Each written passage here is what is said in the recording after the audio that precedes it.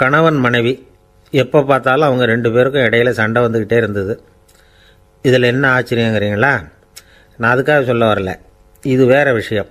அதாவது சண்டை போடாமல் இருக்கிறதுக்கு வழி சொல்கிற தகவல் இது. நான் சொன்ன அந்த கணவன் மனைவி எப்படின்னா, கணவன் ஒரு வார்த்தை சொன்னால் மனைவி கிட்டேருந்து 2 வார்த்தை பதிலாக வரும். இதுக்கு கணவன் கிட்டேருந்து 4 வார்த்தை பதிலாக வரும். இப்படி வார்த்தைகள் பெருகி போய் கடைசியில் வம்பில் வந்து முடியும். அந்த அம்மா பொறுத்து பார்த்தாங்க, அவங்களால தாக்கு பிடிக்க முடியல. பக்கத்து வீட்லேயும் ஒரு கணவன் மனைவி இருந்தாங்க, அவங்களுக்குள்ளே சண்டை வர்றதில்லை. அது எப்படி அவங்களால மட்டும் சண்டை போடாமல் இருக்க முடியுது அப்படின்னு இந்த அம்மாவுக்கு ஆச்சரியம். ஒரு நாள் நேராக பக்கத்து வீட்டு அம்மாக்கிட்டே போய், ஏம்மா நீங்கள் எப்படி கணவனும் மனைவியும் சண்டை போட்டுக்காமல் இருக்கிறீங்க, அது எப்படி முடியுது உங்களால் அப்படின்னு கேட்டாங்க. அதுக்குன்னு ஒரு மருந்து இருக்குது, அதை சாப்பிட்டா சண்டை வராது அப்படின்னாங்க அவங்க.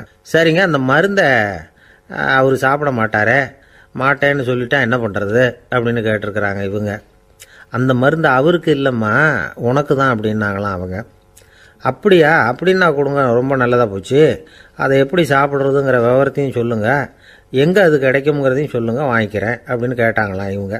வேறு எங்கேயும் போய் வாங்க வேண்டாம், என்கிட்டே இருக்க அந்த மருந்து அதில் கொஞ்சம் தர்றேன், வாங்கி வச்சுக்க. உன் வீட்டுக்காரர் உன்னோட சண்டையை ஆரம்பிக்கிறப்போலாம் நீ இந்த மருந்தில் 1 ounce வாயில் ஊற்றிக்கணும். அதை உடனே குடிச்சிடக்கூடாது, ஒரு 5 நிமிஷமாவது அது வாயில் இருக்கணும், அதுக்கப்புறம் குடிச்சிடலாம் அப்படின்னு சொல்லி ஒரு பாட்டில் மருந்தை இந்த அம்மாக்கிட்ட கொடுத்து அனுப்புனாங்களாம். மருந்தை எடுத்துக்கிட்டு இந்த அம்மா வீட்டுக்கு வந்திருக்கிறாங்க. வீடு பூட்டி இருந்ததுனால கணவன் வந்து வாசல்லையே காத்துக்கிட்டு இருக்கிறான். மனைவியை கண்டதும் சண்டை போட ஆரம்பிச்சிட்டான். வீட்டை பூட்டிவிட்டு எங்கே போய் தொலைஞ்ச, எவ்வளோ நேரமாக ஒரு மனுஷன் வாசல்லையே காத்துட்டு கிடக்கிறது அப்படி இப்படின்னு கத்த ஆரம்பிச்சிட்டான். மனைவி இதுக்கு பதிலே சொல்லலை.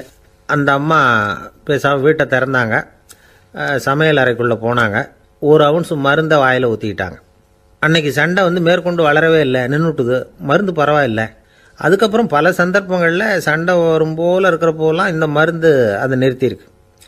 பிரமாதமான மருந்தாக இருக்குது இதை கொஞ்சம் அதிகமாகவே வாங்கி வீட்டில் வச்சுக்க வேண்டியது தான் அப்படின்னு முடிவு பண்ணிவிட்டு இந்த அம்மா மறுபடியும் பக்கத்து வீட்டு அம்மாக்கிட்ட போனாங்க. எவ்வளவு விலையானாலும் சரி, நான் காசு கொடுத்து வாங்கி வச்சுக்கிறேன், எந்த கடையில் இருக்குது இந்த மருந்து சொல்லுங்க அப்படின்னு கேட்டாங்க.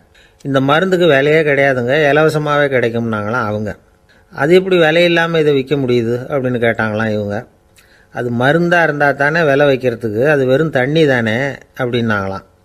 வெறும் தண்ணியாக சண்டையை நிறுத்துது அப்படின்ட்டு இருக்காங்க இவங்க. அது சண்டையை நிறுத்தலை, உன்னோட மௌனம் தான் சண்டையை நிறுத்துது. நீ வாயில் தண்ணியை வச்சுக்கிறதுனால எதிர்த்து பேசுறதில்ல, அதனால் உன்னுடைய கணவர் கோபம் வந்து சாந்தமாயிடுது அப்படின்னாங்களாம் அவங்க. இந்த கதையிலேருந்து சண்டையை நிறுத்துகிற மருந்து எதுன்னு தெரிஞ்சுக்கிட்டோம் இல்லையா? ஒருத்தர் என்ன பண்ணார், பாட்டிலில் வந்து தண்ணியை ஊற்றி வச்சுக்கிட்டு அவர்கிட்ட வர்றவங்களுக்கெல்லாம் இதை சிபாரிசு பண்ணலாம்னு நினச்சிக்கிட்டு உட்காந்துருந்தார். ஒரு அம்மா வந்தாங்க. இதை கேட்டுவிட்டு இதையே ஒரு மருந்து மாதிரி கொடுக்கலாம்ங்கிறது அவர் முடிவு. அதனால் பாட்டிலில் தண்ணி அடைச்சி வச்சுக்கிட்டு அதில் கலருக்காக என்னத்தையோ ஒரு ஜீரகம் அது மாதிரி எதையாவது கலந்து வச்சுக்கிட்டு ஒரு மருந்து மாதிரி ஒரு பாவனையில் வச்சுக்கிட்டு உட்காந்துருக்கார். யாராவது வீட்டில் சண்டைன்னா என்கிட்ட வாங்க மருந்து தரேன்னு. ஒரு அம்மா வந்தாங்க, எனக்கும் என் வீட்டுக்காரருக்கும் அடிக்கடி சண்டை வருதுங்க அப்படின்ட்டு இருக்காங்க. கவலைப்படாதம்மா, நான் ஒரு மருந்து தரேன்னு சொல்லி வீட்டுக்குள்ளே போய் ஒரு பாட்டில் எடுத்து வந்து கொடுத்தார். பாட்டிலில் இருக்கிறது என்னங்கிறத சொல்லிவிட்டா அது பேரில் மரியாதை வராது இல்லையா, அதனால் சொல்லலை. அந்த அம்மா வாங்கிட்டு போனாங்க. 4 நாள் கழித்து திரும்பி வந்தாங்க. என்னம்மா வீட்டில் சண்டை நின்று போச்சான்னு கேட்டிருக்காரு இவர். அங்கே நின்று போச்சுங்க, இப்போ உங்ககிட்ட ஆரம்பமாக போகுதுன்னாங்களாம். என்னம்மா அப்படின்ட்டுருக்காரு இவர் பயந்து போய். பின்ன என்னங்க, நீங்கள் என்ன மருந்து கொடுத்துருக்குறீங்க என்னங்க அப்படின்னாங்களாம் கோவமாக. அது வெறும் தண்ணி தானே அப்படின்ட்டுருக்காரு இவர். தண்ணியாக இது, நல்லா பாருங்கள் அப்படின்னு அந்த பாட்டில் நீட்டினாங்களாம். இவர் வாங்கி பார்த்துருக்கார். அப்புறம் தான் விஷயம் புரியுது அவருக்கு. இவர் கை தவறுதலாக அவங்க வீட்டில் இருந்த மண்ணெண்ணெய் பாட்டில் எடுத்து அவர்கிட்ட கொடுத்துருக்குறாங்க. அப்புறம் என்ன ஆகும், சண்டை வராமல். தானத்தில் சிறந்தது எது அப்படின்னு ஒரு கேள்வியை கேட்டு, தானத்தில் சிறந்தது நிதானம் அப்படின்னு அதுக்கு ஒரு பதிலும் சொல்கிறவங்க உண்டு. நிதானம் வந்து ரொம்ப அவசியம், அதுவும் இன்றைய உலகத்துக்கு ரொம்ப அவசியம். இன்றைக்கி உலகம் ரொம்ப பரபரப்பாக போய்கிட்டு இருக்குது. பொறுமையாக இருக்கணும்னு நினைக்கிறவங்களால கூட அப்படி இருக்க முடியறதில்ல. பொறுமையை சோதிக்கிறது மாதிரி பல சம்பவங்கள், அதையெல்லாம் சந்திச்சே தீர வேண்டியிருக்குது. எங்கே போனாலும் க்யூவில் நிற்க வேண்டியிருக்குது, எங்கே போனாலும் காத்துக்கிட்டு இருக்க வேண்டியிருக்கு. ஆஃபீஸ்லேயோ வீட்லேயோ கூட நீங்கள் நிதானமாக பொறுமையாக நடந்துக்க தெரியலன்னா உங்களுக்கு சிடுமூஞ்சி முசுடு இப்படிலாம் பேர் வச்சுருவாங்க. அது உங்களுக்கு தேவையா? சரி, வாழ்க்கையில் பொறுமைசாலின்னு பேர் வாங்கிறதுக்கு என்ன வழி? முதல் பாயிண்ட், நீங்கள் நினைக்கிறது, எதிர்பார்க்கறது, செய்யறது எல்லாமே 100% கரெக்டாக நடக்கணும்னு ஆசைப்படக்கூடாது. எதுவாக இருந்தாலும் அதில் ஓரளவுக்கு தவறு நடக்கலாம் அப்படிங்கிறத எதிர்பார்த்தே இருக்கணும். ஓரளவுக்கு அதை அனுமதிக்கணும். ஒரு நண்பரை 6 மணிக்கு ஒரு இடத்துக்கு வர சொல்லியிருக்கிறீங்க. 6 மணிக்கு அவர் வரலை, உடனே பொறுமை இழந்து நடந்துக்கக்கூடாது. ஒரு 10 நிமிஷம் டிலே ஆகலாம். ஒரு வர்ற வழியில் பஸ்ஸு கூட ஏதாவது டிராஃபிக்கில் மாட்டியிருக்கலாம். அதெல்லாம் எதிர்பார்த்தே கொஞ்சம் காத்திருக்கிறதுல ஒன்றும் தப்பு இல்லை. சில சமயம் டிலே ஆகிறது கூட நல்லதாக முடியும். ஒரு பஸ்ஸை தவற விட்டுட்டு ஐயோ கொஞ்சம் ஒரு 2 நிமிஷம் முன்னாடி வந்திருந்தா பிடிச்சிருக்கலாமே அப்படின்னு தவிச்சிக்கிட்டு இருப்பாங்க சில பேர். அடுத்தபடியாக வர்ற பஸ்ஸு நேரடியாக நீங்கள் போக வேண்டிய இடத்துக்கே கொண்டு போய் விடுற பஸ்ஸாக கூட இருக்கலாம். அது உங்களுக்கு முன்னாடி தெரியாதுல்ல. சில நெருக்கடியான சூழ்நிலைகளை தமாஷா எடுத்துக்கிறதுக்கு பழகிக்கணும். சில இடங்களுக்கு போகிறப்ப காத்திருக்கிறதுக்கு நம்ம மனசை தயார்படுத்திக்கிட்டே போகணும். ஒரு ரயிலுக்கோ பஸ்ஸுக்கோ அல்லது விமானத்துக்கோ கப்பல் பிரயாணத்துக்கோ போகிறப்போ அங்கே போய் நீங்கள் மணிக்கணக்கில் கூட காத்துக்கிட்டு தான் இருக்கணும். புறப்படுற நேரம் கூட மாறலாம். நீங்கள் போய் சேர்ந்ததும் அது உடனே புறப்படணும்னு கட்டாயமாக என்ன? அது மாதிரி சமயத்தில் படிக்கிறதுக்குன்னு சில சுவாரஸ்யமான புத்தகங்களையும் கையில் எடுத்துக்கலாம். உங்களை சுற்றி எவ்வளவோ சுவாரஸ்யமான சம்பவங்கள் நடந்துக்கிட்டு இருக்குதுல்ல, அதையெல்லாம் வேடிக்கை பாருங்கள். எதுக்காக காத்துக்கிட்டு இருக்கிறோமோ அந்த காரியத்தில் உண்மையாகவே நமக்கு ஒரு அக்கறை இருந்தால் நமக்கு போர் அடிக்காது. சில கோயில்களில் பார்த்துருப்பீங்க, தரிசனத்துக்காக பக்தர்கள் நாள் கணக்கில் காத்துக்கிட்டு இருப்பாங்க. அவங்களெலாம் அழுத்துக்கிறது இல்லை. ஆண்டவனை தரிசிக்கணுங்கிற உண்மையான அக்கறை இருக்கிறதுனால அவங்களுக்கு போர் அடிக்கிறது இல்லை. ஆனால் சில சினிமா தியேட்டரில் கூட பார்க்கலாமே, சினிமா கியூ கூட அப்படி தான். சாயந்தரம் 6 மணி ஆட்டத்துக்கு காலம்பரம் 6 மணிக்கே போய் கூட காத்துக்கிட்டு இருப்பாங்க. அவங்களுக்கெல்லாம் போர் அடிக்காது, படம் பார்க்குற ஆர்வம். இன்னொரு முக்கியமான விஷயத்தை நாம் பழக்கப்படுத்திக்கணும். லிவ் ஃபார் தி மூமெண்ட் அப்படிங்கிறாங்க நிபுணர்கள். ரொம்ப பேர் எப்படின்னா அடுத்தபடியாக நடக்க போகிற விஷயத்திலேயே கவனமாக இருப்பாங்க. அந்த நினைப்புலேயே இந்த நிமிஷத்தை பொறுமை இல்லாமல் கழிப்பாங்க. ஒருத்தர் இருக்கார், அவர் எப்படின்னா ஆஃபீஸ் முடியறதுக்குள்ளேயே சார் 5 மணிக்கெல்லாம் ரெடியாக இருங்க, நாம் அந்த ஹோட்டலில் போய் டிஃபன் சாப்பிட்ணும் அப்படின்னு 4 மணிலேருந்து சொல்லிகிட்டு இருப்பார். 4:55 பரபரப்பாக ஓடி வருவார். 2 பேரும் புறப்படுவோம், ஹோட்டலுக்கு போவோம், சாப்பிட்டுக்கிட்டு இருப்போம். அப்படி சாப்பிட்டுட்டு இருக்கிறப்ப சார் சாப்பிட்டு முடித்ததும் நேராக ஒரு ஜவுளி கடைக்கு போகிறோம் அப்படிம்பார். பரபரக்க சாப்பிட்டு முடிப்பார், புறப்படுவார்.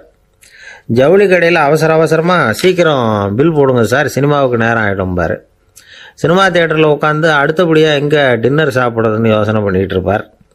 ராத்திரி படுக்கையில் விழுந்ததுக்கு அப்புறமும் நாளைக்கு காலையில் எழுந்திரிச்சதும் அதை பண்ணணும் இதை பண்ணணும்னு திட்டம் போட்டுக்கிட்டே இருப்பார். அதாவது எப்பவும் அடுத்த நிமிஷம், அடுத்த நாள், அடுத்த வாரம், அடுத்த வருஷம், இதுதான் அவங்க சிந்தனை. இந்த நிமிஷம் என்ஜாய்மெண்ட்டை அவங்க இழந்துடுறாங்களாம். அதனால தான் வாழ்நாள் பூரா பொறுமையின்மை, அவஸ்தை, அல்லல். அதனால் நாம் எல்லாரும் வாழ்க்கையில் நிதானமாக இருக்கிறதுக்கு கற்றுக்கணுமா. அதுக்காக இந்த நிதானத்துக்கு வேறு விதமான அர்த்தம் பண்ணிக்கக்கூடாது. ஒருத்தர் அப்படித்தான் ஒரு தடவை அவருடைய குதிரை காணாமல் போயிட்டு தான். அதுக்காக அவர் கவலைப்படலை, நிம்மதியாக இருந்தார், சந்தோஷமாக இருந்தார்.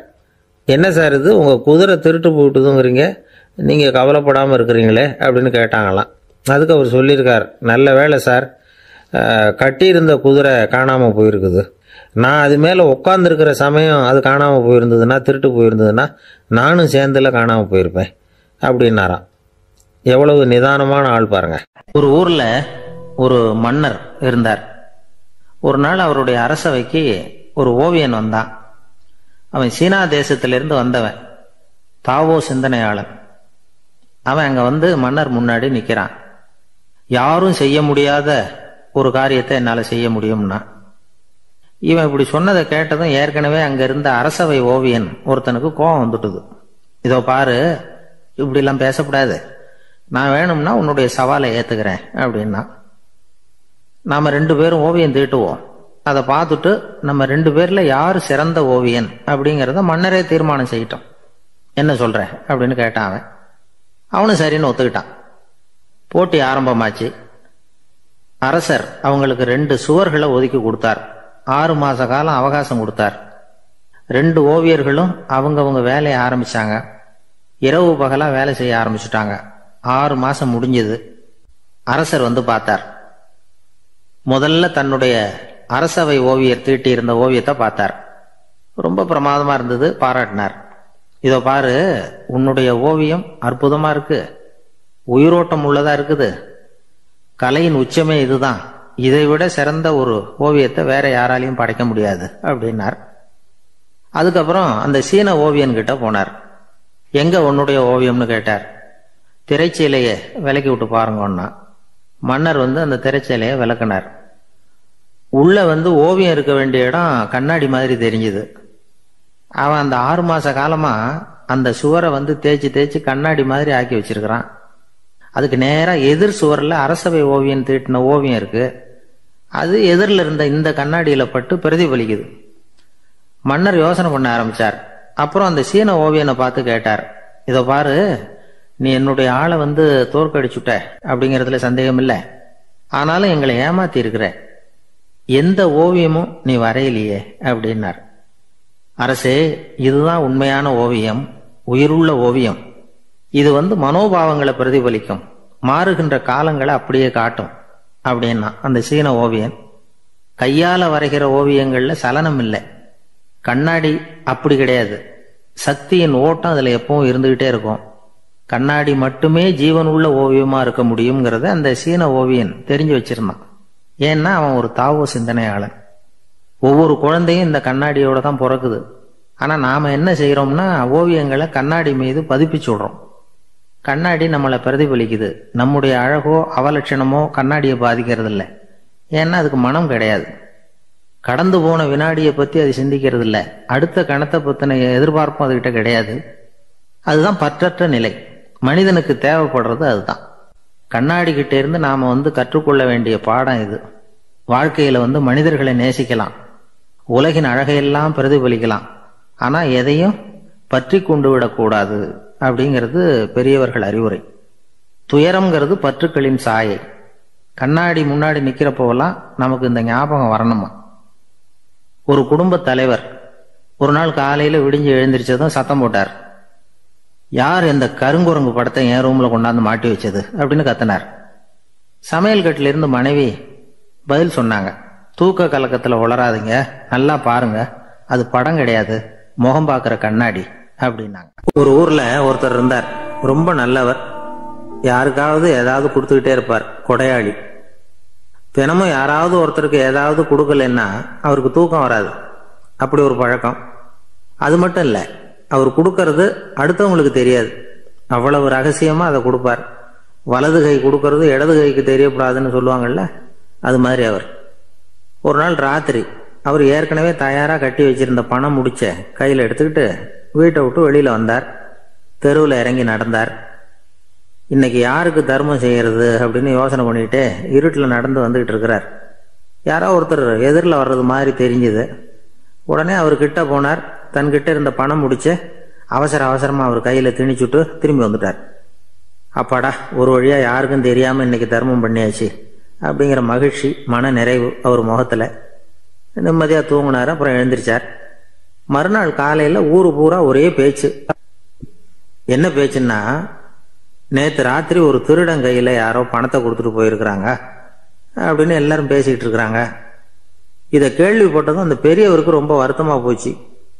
அடடா, போயும் ஒரு திருடனுக்கா உதவி பண்ணியிருக்கிறோம், பிரயோஜனம் இல்லாம போயிட்டுதே அப்படின்னு நினைச்சார். சரி, இன்னைக்கும் யாருக்காவது உதவி பண்ணணும் அப்படின்னு முடிவு பண்ணினார். ராத்திரி நேரம் வந்தது. இவர் வழக்கம் போல தெருவில் இறங்கி நடந்தார். கையில பணம் முடிச்சு. எதிரில் ஒரு பொன் உருவம் மங்கலா தெரிஞ்சது. இவர் உடனே அந்த பெண் கிட்ட பணத்தை கொடுத்துட்டு திருப்தியா திரும்பி வந்துட்டார். மறுநாள் காலையில ஊரு பூரா என்ன பேசிக்கிட்டாங்க தெரியுமா? நேற்று ராத்திரி நெறி தவறி நடக்கிற ஒரு பெண்ணின் கையில யாரோ வச்சுட்டு போயிருக்கிறாங்க அப்படின்னு எல்லாரும் பேசிக்கிறாங்க. அடடா, இன்னைக்கும் தவறுதலா நடந்து போச்சு அப்படின்னு ஒரு வருத்தப்பட்டார். இருக்கட்டும், இன்னைக்கும் ஏதாவது தர்மம் பண்ணுவோம் அப்படின்னு நினைச்சுக்கிட்டாரு. 3வது நாள் ராத்திரியும் புறப்பட்டார். இப்பவும் எதிரில் ஒருத்தர் வந்தார். இவர் பணத்தை கொடுத்தார், திரும்பி வந்துட்டார்.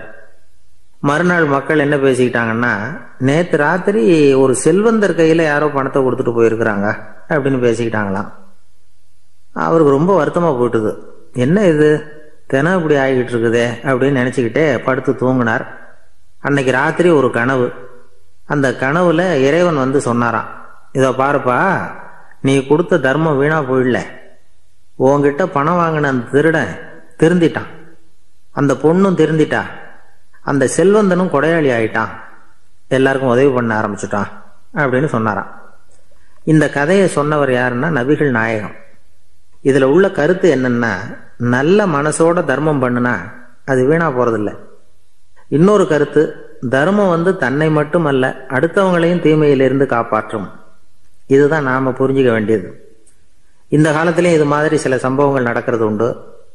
ஒரு பெரியவர் இருட்டில் நடந்து வந்துகிட்டு இருந்தாரு. எதிரில் வந்த ஒருத்தன் வலுக்கட்டாயமா இவர் கையை பிடிச்சி ஒரு பண முடிப்பை கொடுத்து வச்சுக்க சொல்லிவிட்டு விலகி போயிட்டான்.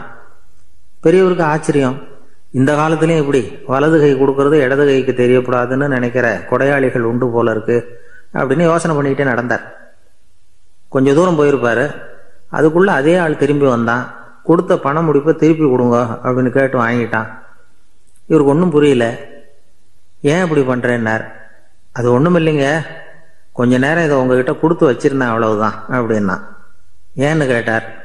என்னை பின்னாடி போலீஸ் தேடிக்கிட்டு வந்துகிட்டு இருக்குது, அதுதான் அப்படி பண்ணேன், இப்போ போயிட்டு இனிமே ஒன்றும் பயமில்லை அப்படின்னு சொல்லிவிட்டு அவன் பாட்டுக்கு நடந்து போறான். ஒரு ஊர்ல ஒரு ஆள் இருந்தான், தையல் கடை வச்சிருந்தான். அவங்கிட்ட ஒருத்தன் ஒரு சட்டை துணி எடுத்து கொடுத்து தைக்க சொல்லியிருந்தான். வர்ற சனிக்கிழமை வா வாங்கிட்டு போ அப்படின்னு அவன் சொல்லியிருந்தான். அதே மாதிரி இவன் வந்தான். அவன் தச்சு வச்சிருந்த சட்டையை கொடுத்தான். இவன் வாங்கி அங்கேயே போட்டு பார்த்தான். கை நீளம் ஒன்றுக்கு ஒன்று வித்தியாசமாக இருந்தது. வலது கை இடது பக்கத்தை விட நீளம் குறைச்சலாக இருந்தது. அவன் முணுமுணுக்க ஆரம்பிச்சுட்டான், என்ன இது இப்படி தைச்சுட்டியேன்னு. இதுக்கு அவன் சொன்னான், ஐயையோ இதுக்காகவா சங்கடப்படுறீங்க, வலது கையை மட்டும் கொஞ்சம் உள்ளே இழுத்தாப்புல வச்சுக்கிட்டீங்கன்னா சரியாக போகுது, மற்றபடி அந்த சட்டையில் உள்ள கலை அம்சத்தை கவனிங்க, எவ்வளோ அற்புதமாக தைச்சிருக்கேன் பாருங்க, ஒரு சின்ன குறைய இப்படிலாம் பொருட்படுத்த வேண்டியதில்லை, நான் சொன்னது மாதிரி கையை கொஞ்சம் உள்ளே இழுத்தது மாதிரி வச்சுக்கிட்டு நடந்து போங்க, ஜோராக இருக்கும் அப்படின்னா. அவனும் யோசிச்சு பார்த்தான். சரியான யோசனையாக தான் தோணுச்சு. கொஞ்சம் முயற்சி பண்ணி வலது கையை கொஞ்சம் உள்ளே இழுத்து சட்டை சரியாக இருக்கிறது மாதிரி பண்ணிக்கிட்டான். இப்போ மறுபடியும் ஒரு பிரச்சனை. வலது கையை உள்ளே இழுத்த மாதிரி அப்படியே வச்சுக்கிட்டதும் முதுகு பக்கம் கொஞ்சம் துணி தளர்த்தியாக தொங்குறது மாதிரி தெரிஞ்சுது. என்ன இது முதுகு பக்கம் துணி குவிஞ்சுட்டுதே தொங்குதே அப்படின்னா மறுபடியும், அடடா இதுக்காகவா கவலைப்படுறீங்க, உடம்ப அதுக்கு தகுந்த மாதிரி கொஞ்சம் வளைச்சிக்கிட்டா சரியாக போடுது, இதுக்காக அந்த அழகான தையலை பிரித்து அதில் உள்ள கலை அம்சத்தை கெடுக்கிறதுக்கு என் மனசு இடம் தரல, எவ்வளவுக்கு தளர்த்தியாக இருக்கோ அவ்வளவுக்கு கொஞ்சம் உடம்ப வளைச்சி அப்படி குனிஞ்சது மாதிரி போங்க போதும் அப்படின்னா. அதுவும் நல்ல யோசனையாக தான் பட்டுது இவனுக்கு. சரின்னு சொல்லிவிட்டு புறப்பட்டான். தெருவில் இறங்கினான். கையை கொஞ்சம் உள்ளே இழுத்தான், உடம்ப கொஞ்சம் முன்னால் வளைச்சான், சட்டைக்கு தகுந்த மாதிரி உடம்ப பண்ணிக்கிட்டான், மெதுவாக நடந்து போகிறான். இப்போ எதிரில் இன்னொருத்தன் வரான். இவனை பார்க்குறான். இவன் போட்டிருக்கிற சட்டையை பார்க்குறான். ஆஹா அற்புதம்ங்கிறான். சும்மா சொல்லக்கூடாது, ரொம்ப நல்லா இருக்குது, நிச்சயமாக இது இந்த ஊர் மேலே தெருவில் இருக்கிற ஒருத்தன் இருக்கானே அவன் தைச்சதாக தான் இருக்கணும் அப்படின்னா. இதை கேட்டதும் அவனுக்கு ஆச்சரியம், எப்படி அவ்வளவு கரெக்டாக கண்டுபிடிச்சிங்க அப்படின்னு கேட்டிருக்கான். இதுக்கு அந்த வழிபோக்கன்னு சொன்னானா, அவன் ரொம்ப கெட்டிக்காரன், உங்களை மாதிரி உடம்பும் கையும் வளைஞ்சு போன ஒரு ஆசாமிக்கு அவனை தவிர வேற யாராலேயும் இவ்வளவு பொருத்தமான ஒரு சட்டையை தைக்க முடியாது அப்படின்னானா. பாருங்க, அவனுக்காக இவன் அனுசரிக்க போய் இவனோட நிலைமை எப்படி ஆயிட்டுது பாருங்க. இதே மாதிரி தான் சில சடங்குகளும் சம்பிரதாயங்களும் நம்மளை கோமாளி ஆக்கி விட்டுரும். எதுவாக இருந்தாலும் அதில் அறிவுபூர்வமான அணுகுமுறை அவசியம். ஒரு நர்ஸ் அவசரமாக ஓடி டாக்டர்கிட்ட சொல்லிச்சான், டாக்டர் ஒரு தப்பு நடந்து போச்சு, 10ஆம் நம்பர் பெட்டில் இருக்கிற பேஷண்ட்டுக்கு காலில் ஆப்ரேஷன் பண்ணுறதுக்கு பதிலாக கையில் ஆப்ரேஷன் பண்ணி விட்டீங்க, கை ஆப்ரேஷன் பண்ணிக்க வேண்டிய ஆள் 7ஆம் நம்பர் பெட்டில் இருக்கார் அப்படின்னு தான். அதுக்கு இவர் பதட்டப்படாமல் சொன்னாராம், பரவாயில்ல இவரை தூக்கி 7ஆம் நம்பர் பெட்டில் போட்டுரு அப்படின்னாராம். ஒரு ஊரில் ஒரு சித்தர் இருந்தார், சூஃபி சித்தர். அவர் ஞானம் பெற்ற ஒரு சித்தர். ஒரு நாள் அந்த நாட்டு மன்னன் அவரை பார்க்கறதுக்காக வந்தான். என்ன வேணும் உனக்குன்னு கேட்டார். நான் கடவுளை பார்க்கணும், அதுக்கு நீங்கள் தான் உதவி பண்ணணும் அப்படின்னா அவன். சித்தர் கொஞ்சம் யோசனை பண்ணார். சரி போயிட்டு நாளைக்கு வாடினார். அதே மாதிரி மன்னன் போயிட்டு அடுத்த நாள் வந்தான். இங்கே நீ என்னோட ஒரு வாரம் தங்கியிருக்க வேண்டியிருக்கும்னார். சரின்னா ஒரு பிச்சை பாத்திரத்தை தூக்கி கையில் கொடுத்தார். அவனுக்கு ஒன்றும் புரியல, இருந்தாலும் வாங்கிட்டான். வாங்கிட்டு இதை என்ன செய்யணும் அப்படின்னு கேட்டான்.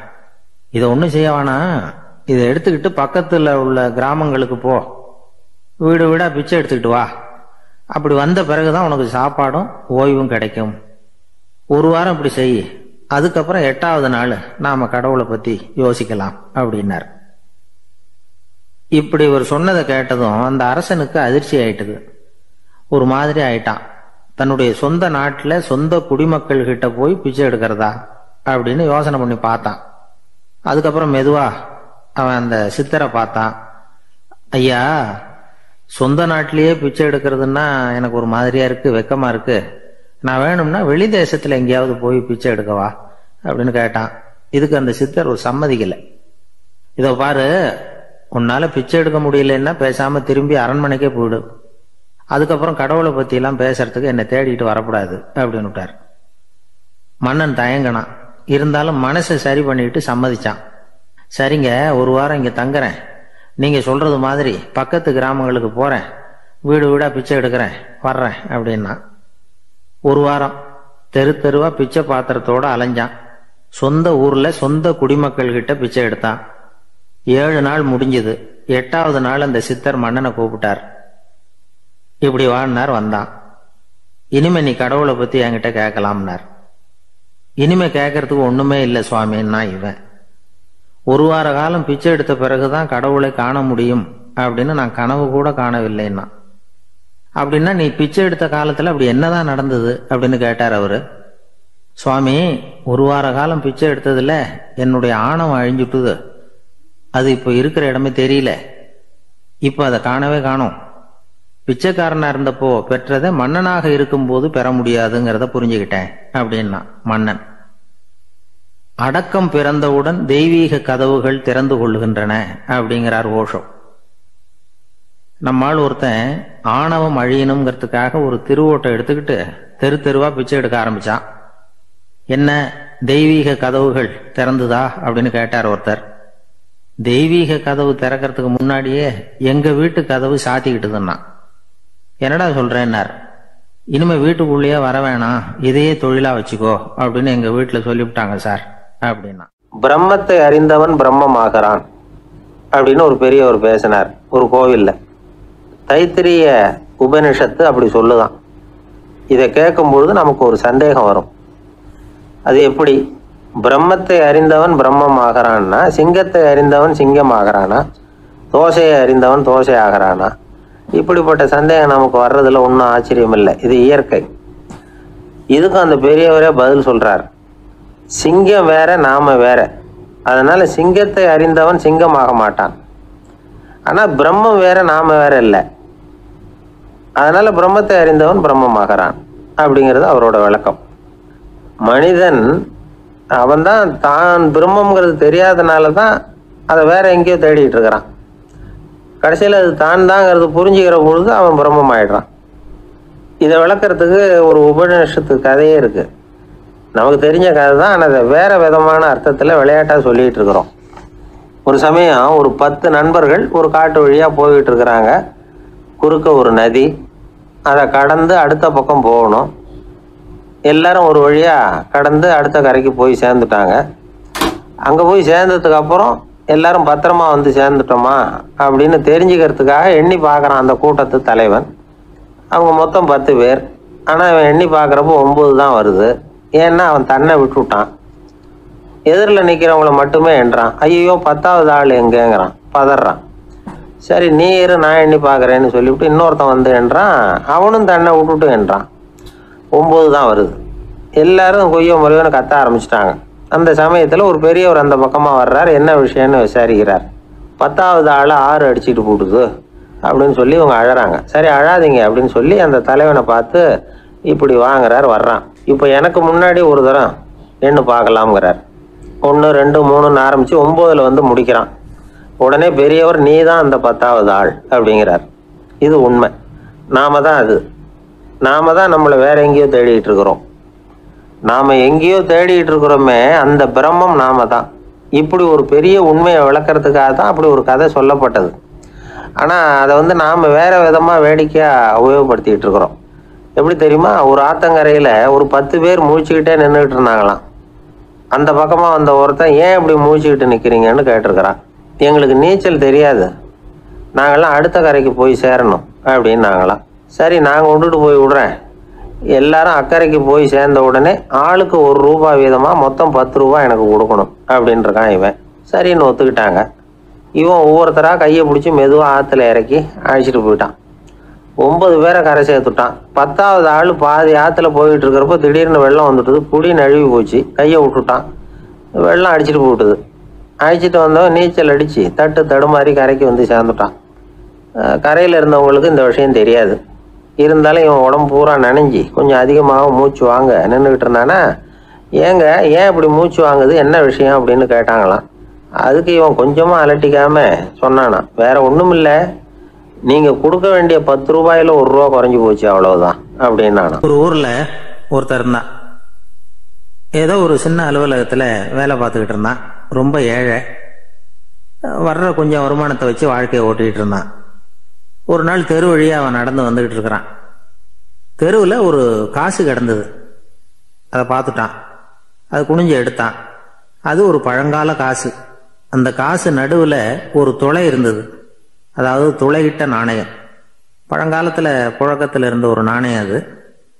துளையிட்ட நாணயம் கிடைச்சதுன்னா ரொம்ப நல்லது, அது அதிர்ஷ்டம் அப்படின்னு ஒரு நம்பிக்கை உண்டு. இவன் கையில் அது கிடைச்சதும் ரொம்ப சந்தோஷப்பட்டான். இனிமேல் என்னுடைய கஷ்டம்லாம் தீரப்போகுது, அதிர்ஷ்டம் என்னை தேடி வரும், நான் பணக்காரன் ஆகிடுவேன் அப்படின்னு சொல்லிட்டு அந்த காசை தன்னுடைய கோட்டு பையில் பத்திரமா போட்டு வச்சுக்கிட்டான். அடிக்கடி அதை தொட்டு பார்த்துக்கிறது உண்டு, வெளியில் எடுக்க மாட்டான். இப்படியே கொஞ்ச காலம் ஆச்சு. அதுக்கப்புறம் என்னாச்சு தெரியுமா? நிஜமாவே அதிர்ஷ்டம் அவனை தேடி வர ஆரம்பிச்சுட்டுது. செல்வம் வந்து குவிஞ்சுது. பணம், பதவி, புகழ் எல்லாம் வந்து சேர்ந்தது. சமூகத்தில் அவன் ஒரு பெரிய மனுஷன் ஆயிட்டான். எல்லாரும் அவனை பாராட்டினாங்க. அவன் எதை தொட்டாலும் வெற்றி, எல்லாம் அந்த காசோட மகிமை அப்படின்னு அவன் மனசுக்குள்ளே நினச்சிக்கிட்டான்.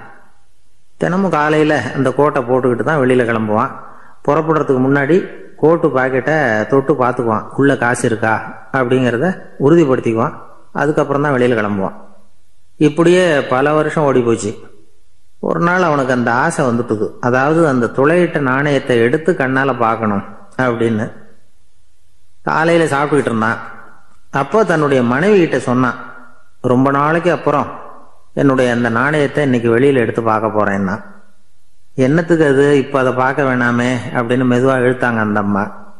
இல்லை நான் பார்த்தே தீரணும் அப்படின்னு அவன் தன்னுடைய சட்டை பைக்குள்ள கையை விட்டான். உள்ள இருந்த நாணயத்தை வெளியில் எடுத்தான். பார்த்தா அவனுக்கு ஆச்சரியமா போச்சு. அந்த நாணயத்தில் தொலையே இல்லை. என்ன ஆச்சு அப்படின்னு சொல்லி அவன் ரொம்ப குழம்பி போயிட்டான். இப்போ அந்த அம்மா சொன்னாங்க, நான் தான் ஒரு நாள் உங்கள் கோட்டு ரொம்பவும் தூசியாக இருக்கேன்னு சொல்லி அதை ஜன்னலுக்கு வெளியில் உதறினேன். உள்ளே இருந்த அந்த காசு அப்போ எனக்கு தெரியாது, ஞாபகத்தில் இல்லை. அது தெருவில் விழுந்துட்டது போல இருக்கு. அதுக்கப்புறம் எவ்வளவோ தேடி பார்த்தேன், கிடைக்கல. அதுக்குள்ளே அதை யாரோ எடுத்துகிட்டு போயிட்டாங்க போல இருக்கு. அது இல்லைங்கிறது உங்களுக்கு தெரிஞ்சால் வருத்தமாக இருக்குமேங்கிறதுக்காக நான் தான் வேற ஒரு நாணயத்தை எடுத்து சட்டை பைக்குள்ளே வச்சுட்டேன் அப்படின்னு விவரத்தை சொன்னாங்க அந்த அம்மா. இது எப்போ நடந்ததுன்னு கேட்டான். உங்களுக்கு அந்த காசு கிடைச்சதே அன்னைக்கு மறுநாளே இது நடந்து போச்சு அப்படின்னாங்களாம். இதை கொஞ்சம் யோசனை பண்ணி பாருங்க. அவனுக்கு அதிர்ஷ்டத்தை கொடுத்தது அந்த நாணயம் இல்லை, அவனுடைய நம்பிக்கை, அதாவது தன்னம்பிக்கை. அதுதான் வேலை செஞ்சிருக்கு. இதுல இருந்து நாம தெரிஞ்சுக்க வேண்டியது என்னன்னா, வாழ்க்கையில முன்னேற நினைக்கிறவங்களுக்கு தன்னம்பிக்கை ரொம்ப முக்கியம். அது இல்லைன்னா முன்னேற முடியாது.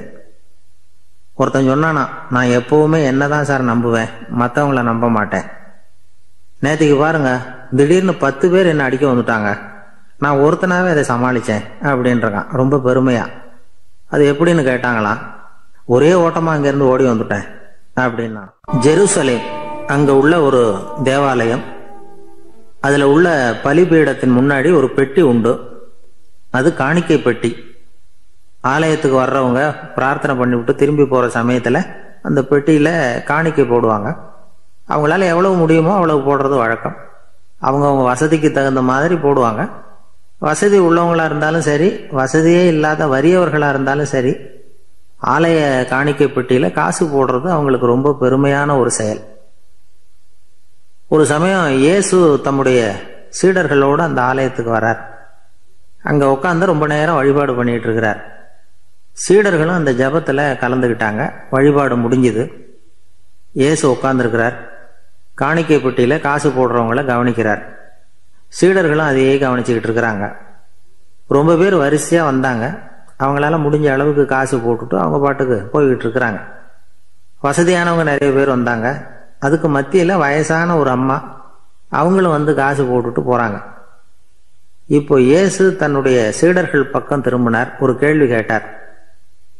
இப்போ இந்த காணிக்கை பெட்டியில நிறைய பேர் வந்து காசு போட்டுட்டு போறத நீங்க கவனிச்சிங்க.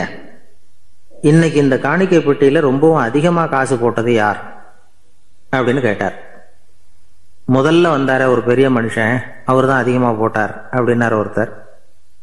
மூணாவதா வந்தவர் தான் அதிகமா போட்டார், நான் கவனிச்சேன் அப்படின்னாரு இன்னொருத்தர். இப்படி ஆளுக்கு ஒரு விதமா சொல்றாங்க.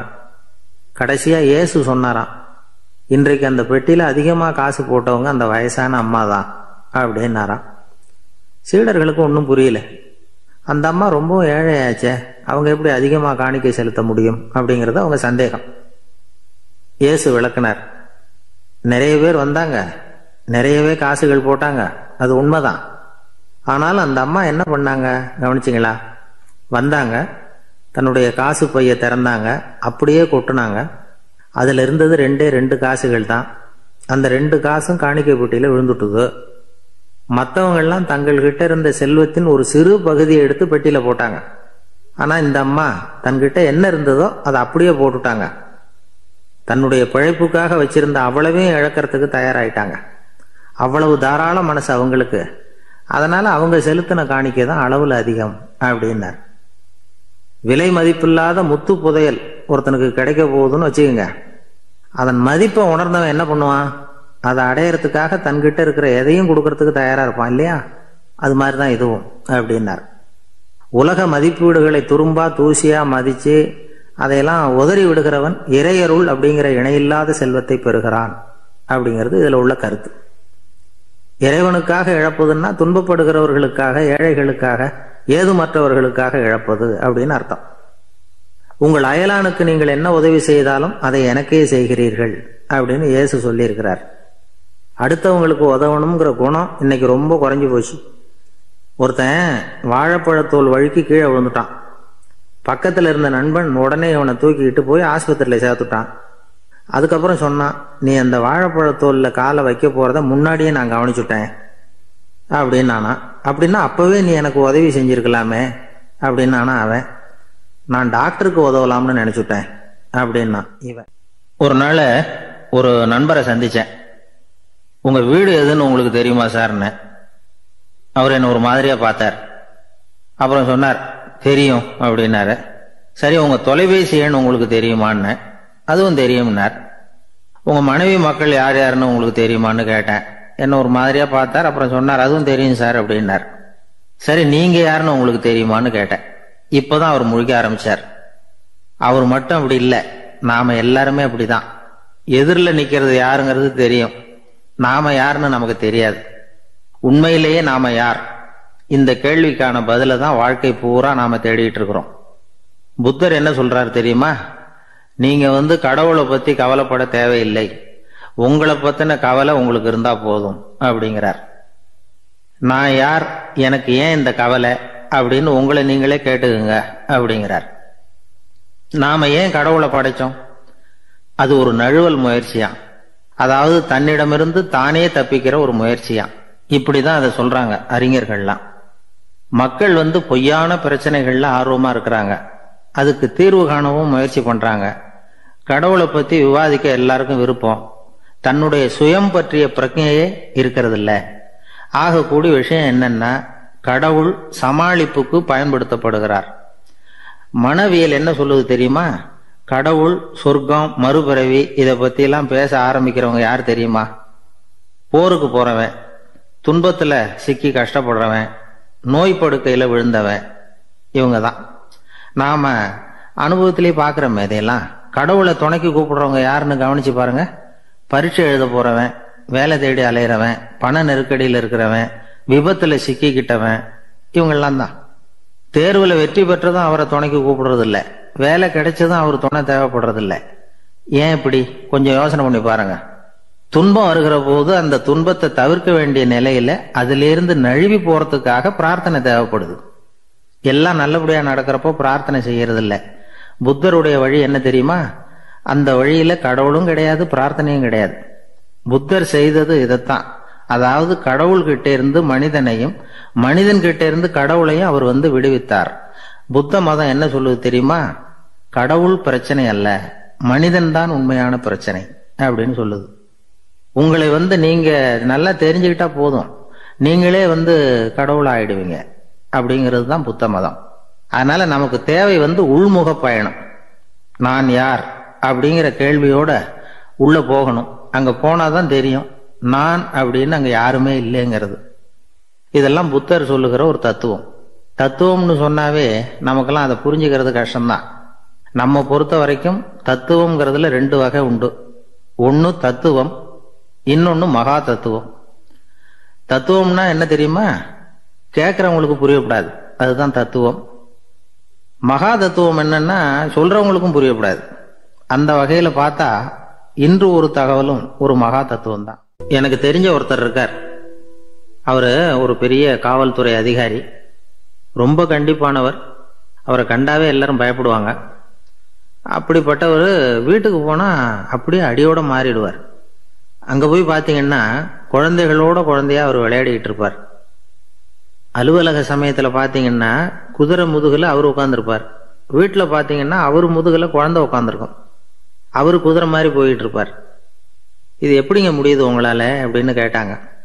அது ஒண்ணுமில்ல, இங்க வீட்டுக்கு வந்த உடனே என்னோட மனசை தனியா எடுத்து வச்சிருவேன் அப்படின்னார். அது என்னங்க உங்க சட்டப்பையிலையா இருக்குது மனசு, அது தனியா எடுத்து வைக்கிறதுக்கு அப்படின்னு கேட்டாங்க. அப்படி இல்லைங்க, இது ஒரு பயிற்சி, மனப்பயிற்சி, அவ்வளவுதான் அப்படின்னார். இப்படி சமயம் பார்த்து மனசை தனியா வச்சுட தெரிஞ்சவங்க வாழ்க்கையில எப்பவும் உற்சாகமா இருப்பாங்க அப்படிங்கிறது பெரியவங்க கருத்து. ஒரு டாக்டர் ஆஸ்பத்திரியில் இருக்கிற வரைக்கும் டாக்டரா இருக்கலாம். அவர் மனைவிகிட்டையும் அவர் டாக்டரா இருக்க வேண்டிய அவசியம் இல்லை. ஒரு வக்கீல் கோர்ட்ல இருக்கிற வரைக்கும் வக்கீலா இருக்கலாம். வீட்டுக்கு வந்ததுக்கு அப்புறமும் வக்கீலா இருக்க வேண்டிய அவசியம் கிடையாது. வீட்டுல குழந்தைகள்கிட்ட விளையாடும் பொழுதும் அதுகள்கிட்ட ஃபீஸ் கேட்டுக்கிட்டு இருக்கக்கூடாது. நாம எப்படி இருக்கணும்னு பெரியவங்க சொல்றாங்கன்னா, மனசோட சேரப்படாதான். அப்படி சேராம வாழ்க்கையை கவனிக்கணுமா. மனசை அப்படியே தனியா எடுத்து பக்கத்துல வச்சுடணும். அப்படின்னா அதை அப்படியே தூக்கி எறிஞ்சுடு அப்படின்னு அர்த்தம் இல்லை. ஏன்னா மனசுங்கிறது நமக்கு உபயோகப்படக்கூடிய ஒண்ணுதான். எப்போ எப்போ அது தேவையோ அப்பப்போ எடுத்து உபயோகப்படுத்திக்கணும். தேவைப்படுறப்போ எடுத்து கண்ணாடியை மாட்டிக்கிறோம்ல, படிக்கும் பொழுது கண்ணாடி தேவைப்படுது, எடுத்து மாட்டிக்கிறோம் இல்லையா? அது மாதிரி கணக்கு போடுறதுக்கு மனசு தேவை. கடைக்கு போய் ஒரு பொருள் வாங்குறோம், காசு கொடுக்குறோம், மீதி சில்லறை சரியா இருக்கா அப்படின்னு எண்ணி பார்த்து வாங்க வேண்டியிருக்கு. அந்த சமயத்துல மனசை எடுத்து தனியா வச்சுட்டேன் அப்படின்னு சொல்லிட்டு இருக்கக்கூடாது. பரீட்சைக்கு படிக்க வேண்டியிருக்குது, படிச்சதையெல்லாம் அப்படியே நினைவுல வச்சுக்க வேண்டியிருக்கு. அந்த சமயத்துல மனசை தூக்கி எறிஞ்சுட்டேன் சார் அப்படின்னு சொல்லிட்டு இருக்கக்கூடாது. அப்படி சொன்னா பரீட்சை நம்மளை தூக்கி எறிஞ்சிடும். அதனால தேவைப்படுறப்போ மனசை உபயோகப்படுத்தணும், தேவையில்லாதப்போ அதை தனியா ஓய்வு எடுத்துக்க விட்டுடணும். இப்படி நாம பழக்கப்படுத்திக்கிட்டா வாழ்க்கைங்கிறது நமக்கு புதுசா தெரியுமா. மனசுக்கும் ஒரு சக்தி கிடைக்கும். எந்திரங்களுக்கு ஓய்வு கொடுக்குற மாதிரி மனசுக்கும் ஓய்வு கொடுக்கணும், இல்லைன்னா அது களைச்சு போயிடும். குழந்தைகள் மனசை சுமந்துகிட்டு இருக்கிறது இல்லை. இது முதியவர்கள் குழந்தைகள் கிட்டே இருந்து கத்துக்க வேண்டிய ஒரு பாடம். ஆனாலும் இந்த கால குழந்தைகள் கிட்ட ரொம்ப எச்சரிக்கையா இருக்க வேண்டியிருக்கு. ஒரு தாத்தாவும் பேரனும் விளையாடிக்கிட்டு இருக்கிறாங்க. தாத்தா எனக்கு சைக்கிள் ஓட்ட கத்து கொடு அப்படிங்கிறான் பேரன். சைக்கிள் உயரம் கூட இல்லை, அதுக்குள்ள சைக்கிள் ஓட்டணுமா அப்படின்னார் தாத்தா. ஏன் தாத்தா, ரயில் ஓட்டுறாரு, அவர் என்ன ரயில் நீளமா இருக்கார் அப்படின்னு கேட்டானா அந்த பையன். அந்த காலத்துல அண்ணாமலை ரெட்டியார்னு ஒருத்தர் இருந்தார். அவர் வெங்கனூர் அப்படிங்கிற கிராமத்துல இருந்தார். அங்க இருந்து விருத்தாசலம் கோவிலுக்கு தவறாம போயிட்டு வந்துகிட்டு இருந்தார். இடையில வெள்ளாறு, அதுல ஒரு சமயம் வெள்ளம் வந்துட்டுது. இவரால் போக முடியல. அதோட விளைவு வெங்கனூர்லயே ஒரு கோவில் கட்டணும் அப்படின்னு முடிவு பண்ணார், சிவாலயம். அந்த சமயத்துல வடநாட்டுல பஞ்சம். அதனால அங்கிருந்த பல சிற்பிகள் தென்னாட்டை நோக்கி வர ஆரம்பிச்சாங்க. அவங்க வெங்கனூர் வழியா வர்றது தெரிஞ்சதும் இவர் போய் பார்த்தார். இங்க ஒரு கோவில் கட்டணும், அதுக்கு நீங்க உதவணும்னார். பஞ்ச காலத்தில் இப்படி ஒரு வாய்ப்பு கிடைச்சதில் அவங்களுக்கும் ரொம்ப மகிழ்ச்சி. உற்சாகத்தோடு ஒத்துக்கிட்டாங்க. ஆலய திருப்பணி ஆரம்பமாச்சு. அவங்களுக்கு வேண்டிய எல்லா வசதிகளையும் இவர் செஞ்சு கொடுத்தார். அவங்களுக்கு எந்த குறையும் இல்லாமல் பார்த்துக்கிட்டார். அது மட்டும் இல்லை, ஒவ்வொரு நாளும் அங்கே வருவார். உங்களுக்கு என்ன வேணும், எது வேணும்னு கேட்பார். ஏதாவது குறை இருந்தால் சொல்லுவாங்க, உடனே தீர்த்து வைப்பார். இவரும் கேட்பார், எந்த குறையாக இருந்தாலும் என்கிட்ட சொல்லுங்க அப்படின்னு சொல்லுவார். அதை தவிர இவராகவே கவனிச்சும் அவங்களுக்கு என்னென்ன தேவைங்கிறத கண்டுபிடிச்சி அதையெல்லாம் கொடுத்துக்கிட்டு இருப்பார். என்ன தேவைன்னாலும் அதை நிறைவேற்றி வச்சுருவார். அந்த சிற்பிகளின் தலைவன் ஒருத்தன், அந்த ஆளுக்கு வெத்தலை பாக்கு போடுறது பழக்கம். இதை தெரிஞ்சுக்கிட்டு அதுக்காகவே ஒரு ஆளை ஏற்பாடு பண்ணார். வேணுங்கிற போலாம் நீ வெத்தலை சிவல் மடித்து கொடுக்க வேண்டியது உன் வேலை அப்படின்னு ஒருத்தனை ஏற்பாடு பண்ணிட்டார். இப்படியெல்லாம் செஞ்சதும் அவங்களுக்கும் ரொம்ப உற்சாகம். ரொம்ப பொறுப்பாக சிற்ப வேலைகளை செஞ்சுக்கிட்டு இருக்கிறாங்க. ஒரு நாள் என்னாச்சு தெரியுமா? அந்த சிற்பிகளின் தலைவன் ரொம்ப நுணுக்கமாக ஒரு வேலையை செஞ்சுக்கிட்டு இருக்கிறான். சாரம் போட்டு அது மேலே படுத்துக்கிட்டு அண்ணாந்து பார்த்து உச்சியில் நுணுக்கமான சிற்பங்களை உருவாக்கிக்கிட்டு இருக்கான். சிற்பியின் கவனம் செதறப்படாதுங்கிறதுனால இவர் மெதுவாக சத்தம் போடாமல் கிட்ட போய் நின்று அதை கவனிச்சுக்கிட்டு இருக்கிறார். அந்த சிற்பி வழக்கம் போல வெத்தலை பாக்குக்காக இடது கையை கீழே நீட்டினான்.